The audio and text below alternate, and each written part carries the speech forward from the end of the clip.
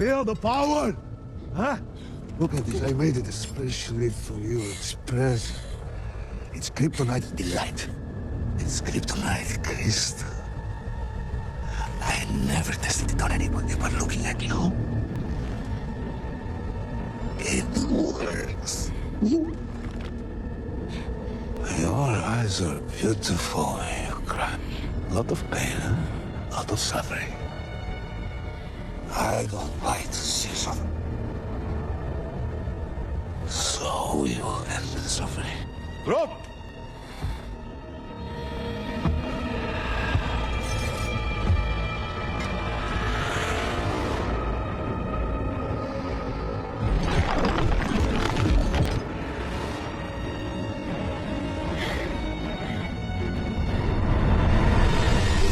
Nagsimula ang kwento sa pinsan ni Superman na si Kara.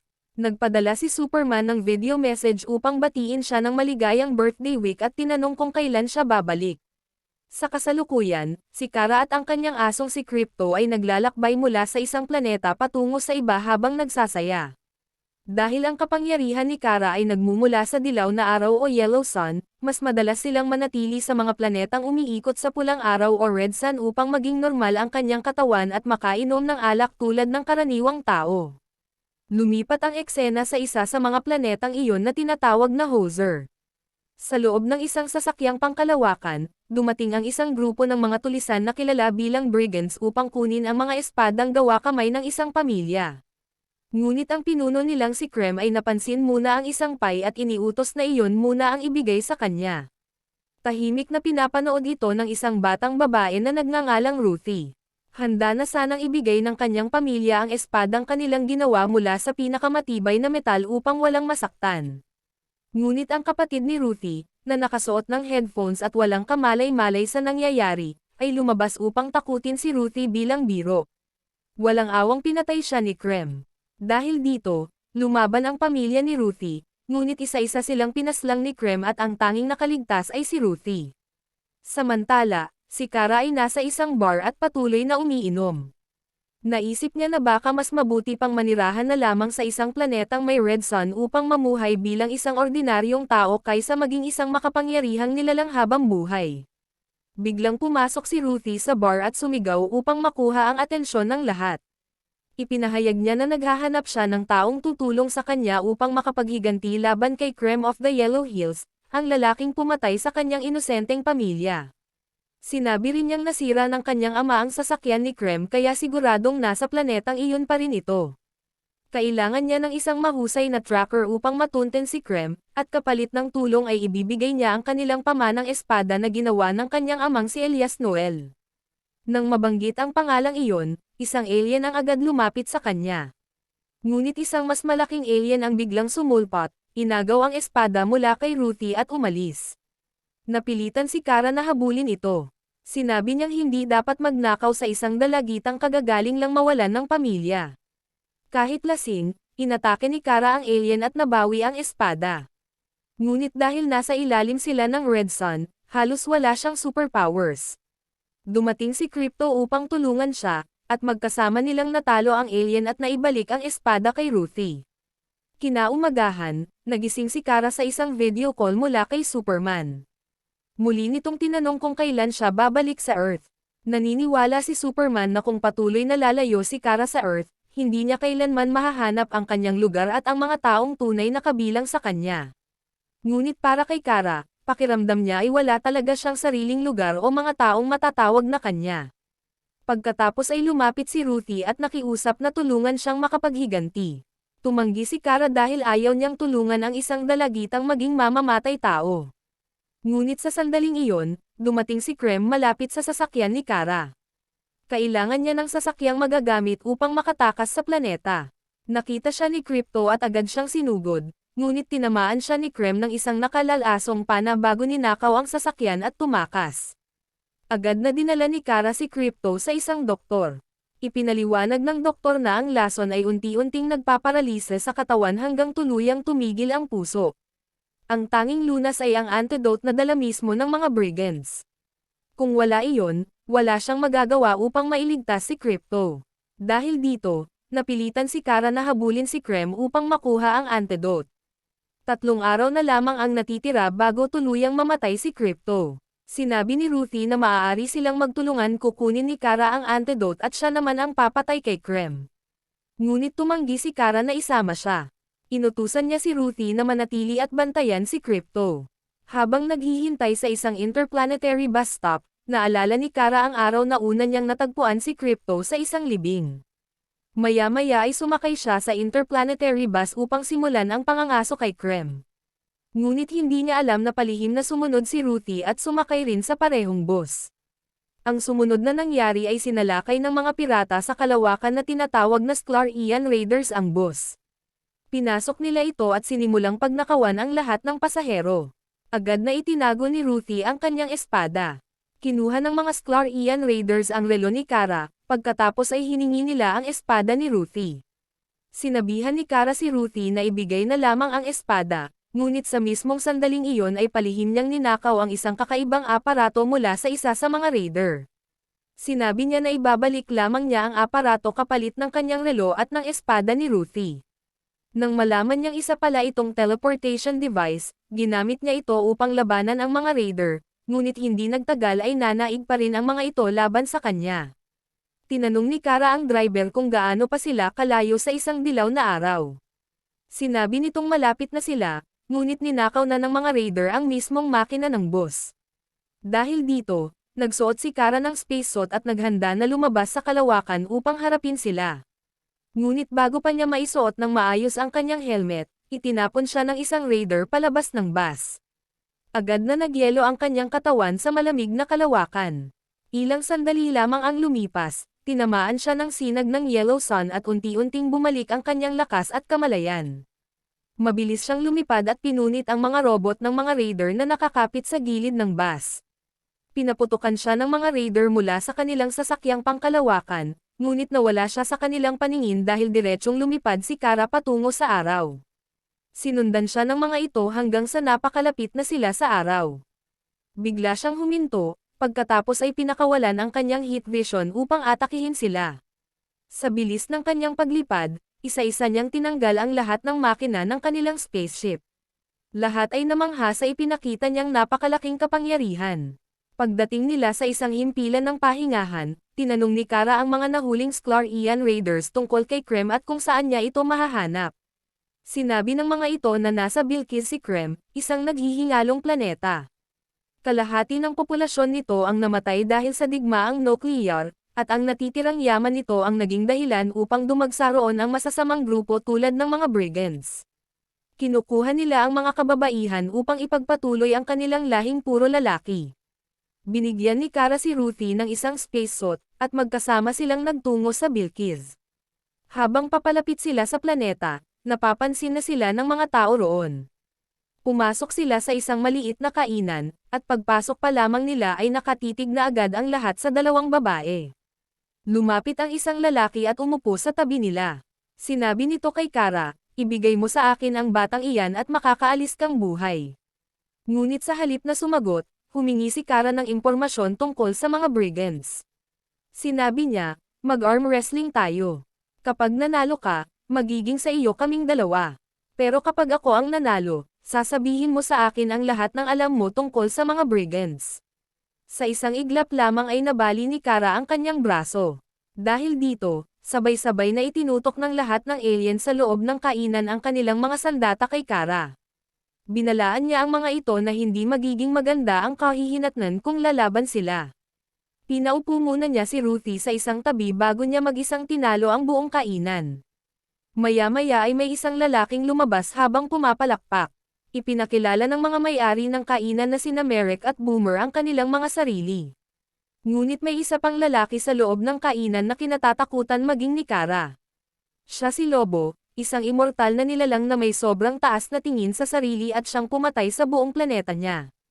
Hinahanap din ni Lobo ang isang brigand na nagngangalang Drum Baxter.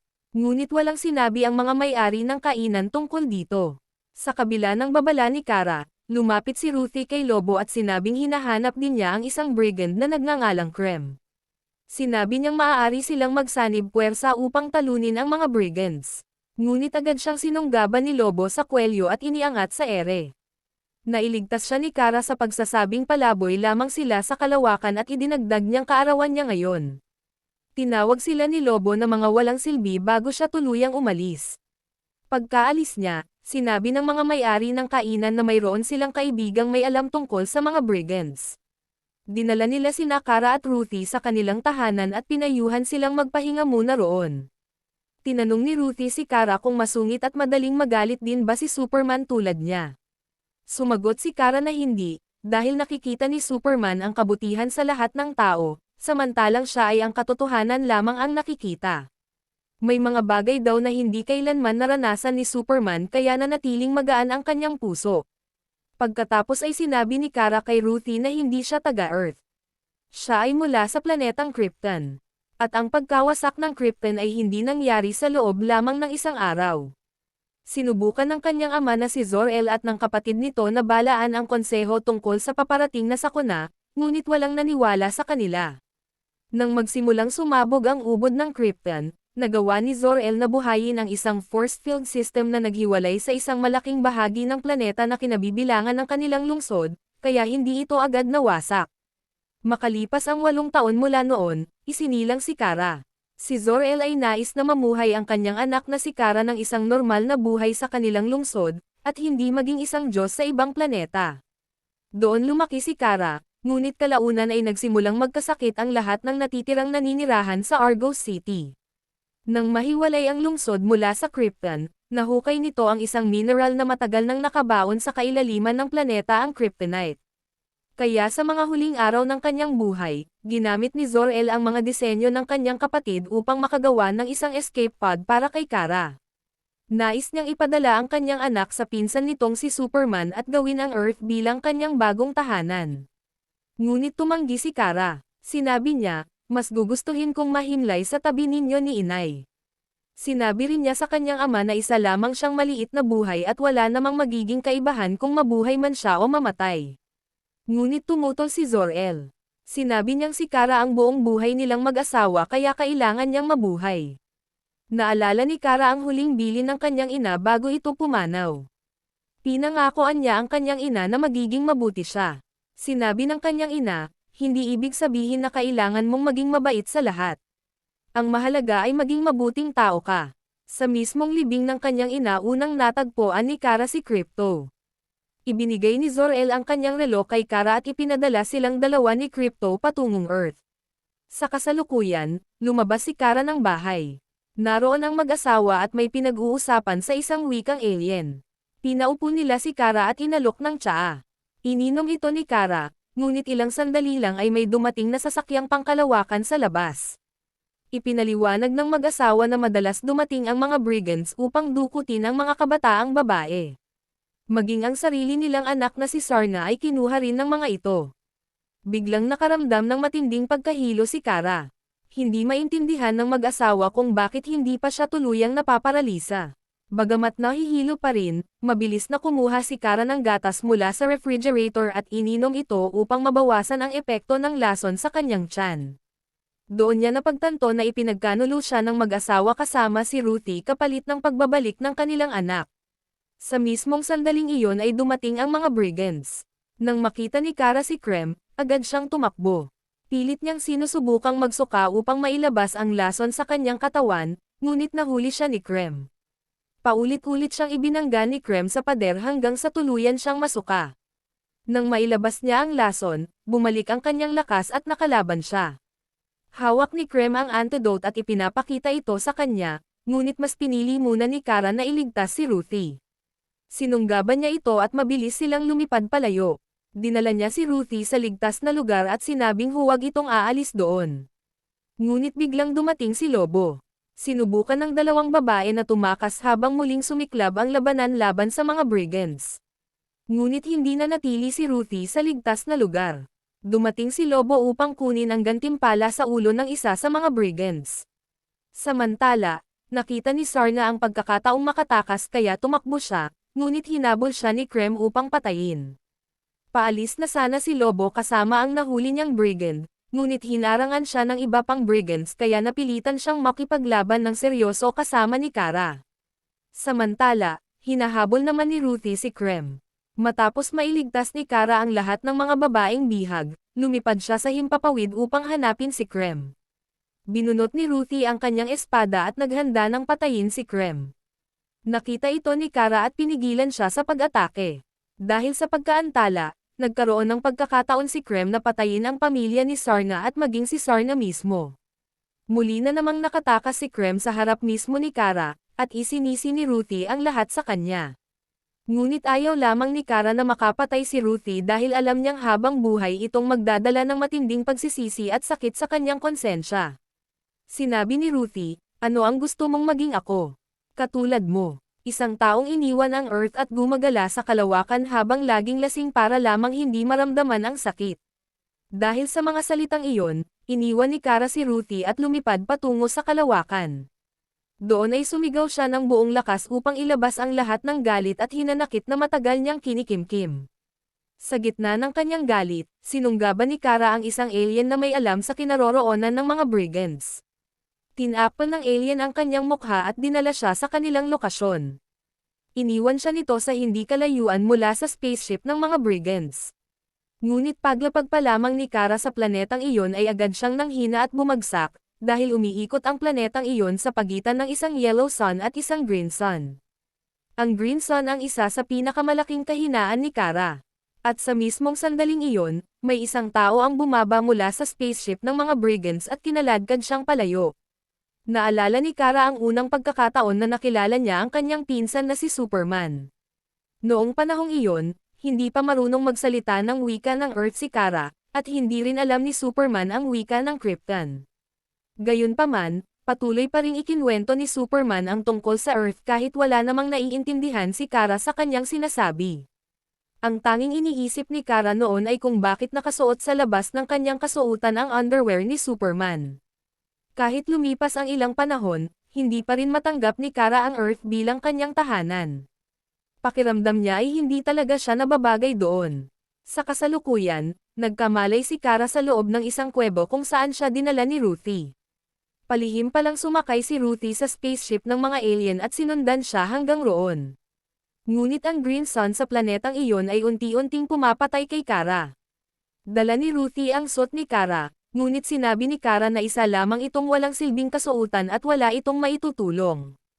Nagsimula siyang mag-isip tungkol kay Krypto, at nalungkot dahil hindi man lamang siya nakapagpaalam dito. Sinubukan siyang pakalmayan ni Ruthie at humingi ito ng tawad sa masasakit na salitang sinabi niya noon. Sinabi niya, "Hindi ka laging mabait, pero mabuti ang puso mo." Dahil sa matinding sakit, humingi si Kara ng tubig. Lumabas si Ruthie upang kumuha nito. Sa labas ay nakita niyang naliligo ang isang alien. Ngunit maya-maya ay may isa pang alien na lumapit mula sa kanyang likuran at bigla siyang pinatumba. Nang magkamalay si Ruthie, nakakulong na siya sa piitan ng mga brigands. Sa katabing selda ay nakakulong din si Lobo. Sinabi nito na ang mga rehas ng kulungan ay may lason sa dulo kaya hindi sila makakatakas. Tinanong ni Ruthie kung paano siya nahuli. Sumagot si Lobo, "Hindi nahuhuli ang mga mangangaso. Sila ang naglalatag ng bitag at naghihintay." Ikinwento ni Ruthie ang kanyang buong nangyari, at sa mismong sandaling iyon ay dumating si Krem. Tinanong niya si Ruthie kung nasaan ang Krypton niyan. Kapag sinabi raw niya ang kinaroroonan nito ay hahayaan siyang mabuhay. Ngunit dinuraan lamang siya ni Ruthie sa mukha. Inutusan ni Krem ang kanyang mga tauhan na patayin si Ruthie bago matapos ang araw, saka siya umalis. Hindi nagtagal ay nagsimulang umiyak si Ruthie at nagsabing ayaw pa niyang mamatay. Sinabi niya, "Dalhin ninyo ako kay Krem. Sasabihin ko sa kanya kung nasaan si Kara." Dahil dito ay binuksan ng isang gwardya ang kanyang selda. Ngunit sa halip na sumunod ay bigla niyang inatake ang gwardya at nagawa pa niya itong pabagsakin. Maging si Lobo ay humanga sa kanyang ginawa. Pinalaya rin ni Ruthie si Lobo, at sinabi nitong tutulungan siya dahil ang buong planong ito ay kanya pala mula pa sa simula. Gumapang si Ruthie sa bentilasyon hanggang makarating sa imbakan ng mga armas kung saan naroon ang kanyang espada. Mula roon ay nakita rin niya ang mga babaeng bihag. Samantala, lalong lumala ang kalagayan ni Kara. Ngunit nang tuluyang lumubog ang green sun at sumikat ang yellow sun, unti-unting bumalik ang kanyang lakas. Sa kabilang banda, palihim na umakyat si Ruthie sa ibabaw ng spaceship, ngunit nakita siya ni Krem. Sinunggaban siya nito at balak siyang patayin gamit ang sarili niyang espada. Sinabi lamang ni Ruthie, "Sige, gawin mo." Ngunit sa mismong sandaling iyon ay dumating si Kara na nakasuot ng kanyang Supergirl suit. Agad niyang pinakawalan ang kanyang heat vision kay Krem, sinugod ito at paulit-ulit na sinuntok. Ngunit dumating ang mga tauhan ni Krem upang tulungan siya. Isa sa mga ito ang umatake kay Ruthie, dahilan upang mabitin siya sa isang lubid sa gilid ng spaceship. Habang pinagtatumba ni Kara ang mga brigands, pinana siya ni Krem ng mga palasong may kryptonite, mga espesyal na palasong ginawa niya para kay Kara. Dahil dito ay muli siyang nanghina at nawalan ng kapangyarihan. Sinabi ni Krem na tatapusin na niya agad ang paghihirap ni Kara. Tinawag niya ang isa sa kanyang tauhan upang hiwain ang leeg ni Kara. Ngunit biglang dumating si Lobo. Sinunggaban niya si Krem at handa na sana itong patayin. Ngunit pinigilan siya ni Kara. Kaya sa halip ay itinapon ni Lobo si Krem sa gilid ng spaceship, dahilan upang mabitin ito sa parehong cable kung saan nakabitin si Ruthie. Pagkatapos ay naghagis si Lobo ng mga pampasabog sa buong spaceship ng mga brigands. Samantala, isa-isang hinugot ni Kara ang mga palasong may kryptonite sa kanyang katawan, ngunit hindi pa rin siya makalipad dahil hindi pa nawawala ang epekto nito. Nakita niya sina Krem at Ruthie na parehong nakabitin sa cable. Hirap na hirap pa ring lumaban si Kara sa natitirang mga brigands. Sa gitna ng kaguluhan ay bumagsak sa dagat ang malaking tangke ng spaceship. Nakita ni Ruthie ang pagkakataon at binitawan ang cable habang bumabagsak ang spaceship. Kasabay niyang nahulog si Krem. Nagkaroon si Ruthie ng pagkakataong patayin si Krem, ngunit bago pa niya ito magawa ay kinailangan muna nilang tumakbo upang makaiwas sa bumabagsak na spaceship. Samantala, nakawala si Kara mula sa tangke at umahan mula sa dagat. Lumipad muna siya palapit sa Yellow Sun upang tuluyang masunog at mawala ang epekto ng kryptonite sa kanyang katawan. Pagkatapos ay mabilis niyang iniligtas si Ruthie mula sa bumabagsak na spaceship. Sinabi ni Ruthie na nasa loob pa rin ang lahat ng mga babaeng bihag. Kaya agad na pumasok si Kara sa spaceship upang iligtas sila. Samantala, naiwan namang mag-isa si Ruthie sa harap ni Krem habang unti-unti siyang pinaliligiran ng natitirang mga brigands. Muli niyang binunot ang kanyang espada, habang sa kabilang banda ay naabutan ni Kara ang mga bihag sa tamang oras at matagumpay niya silang nailigtas. Ginamit ni Kara ang kanyang heat vision upang tunawin ang malaking bahagi ng spaceship at makagawa ng butas na magsisilbing daanan ng mga bihag na babae upang makatakas. Agad siyang bumalik upang iligtas si Ruthie. Sinunggaban niya si Krem at walang awang pinabagsak. Isa-isa niyang pinatumba ang lahat ng mga brigands na pumapalibot kay Ruthie. Nasaksihan ni Ruthie ang buong kaguluhan na tila bumagal ang takbo ng oras. Nakita niyang mag-isang nilalabanan ni Kara ang lahat ng kalaban habang paulit-ulit siyang pinoprotektahan sa bawat pag-atake. Kasabay nito, tumulong din sa laban ang mga babaeng dating bihag. Nang makalapit si Ruthie kay Krem, handa na sana niya itong patayin. Ngunit pinigilan siya ni Kara. Sinabi niya na ang pagpatay kay Krem ay hindi mag-aalis ng sakit na nararamdaman niya. Mabuti pa rin ang kanyang puso at hindi niya dapat hayaan na sirain ito ng paghihiganti. Ipinaalala rin ni Kara na mananatiling kasama niya sa kanyang puso ang kanyang pamilya, at ang patuloy niyang pamumuhay ang magiging tunay na paghihiganti laban kay Krem. Dahil dito, hindi na pinatay ni Ruthie si Krem. Sa halip ay niyakap niya si Kara at umiyak, habang hinihiling na sana ay hindi kailanman nangyari ang lahat ng trahedyang iyon. Pagkatapos ay sinabi ni Kara kay Ruthie na umalis na. Pinagmamasdan lamang sila ni Lobo mula sa malayo. Nang makaalis si Ruthie, si Kara na mismo ang pumatay kay Krem. Kinuha niya ang antidote mula rito at agad itong itinurok kay Crypto.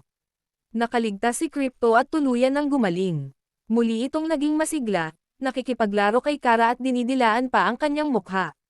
Ngunit oras na upang bumalik sina Kara at Crypto, habang si Ruthie naman ay mananatili roon at titira kasama ang kanyang tiyahin. Napagpasyahan niyang sundan ang yapot ng kanyang ama at magsimulang gumawa ng mga espada. Samantala, hindi na babalik si Kara sa mga inuman sa ibang planeta. Sa halip, uuwi na siya sa Earth. Nagpaalam sina Ruthie at Kara sa isa't isa, ngunit bago sila tuluyang maghiwalay, inanyayahan ni Kara si Ruthie na ipagdiwang ang kanyang kaarawan kasama niya balang araw. Pagkatapos nito ay lumipat ang tagpo sa Earth. Muling nagkita sina Kara at Superman. Sinabi ni Kara na nais na niyang manatili roon ng pangmatagalan at kinumpirma niyang ang Earth na ngayon ang kanyang tunay na tahanan. At dito na nagtatapos ang kwento ng pelikulang ito, at huwag niyo na rin kalimutan mag-like, comment at mag-subscribe upang patuloy kayong updated sa panibago nating upload.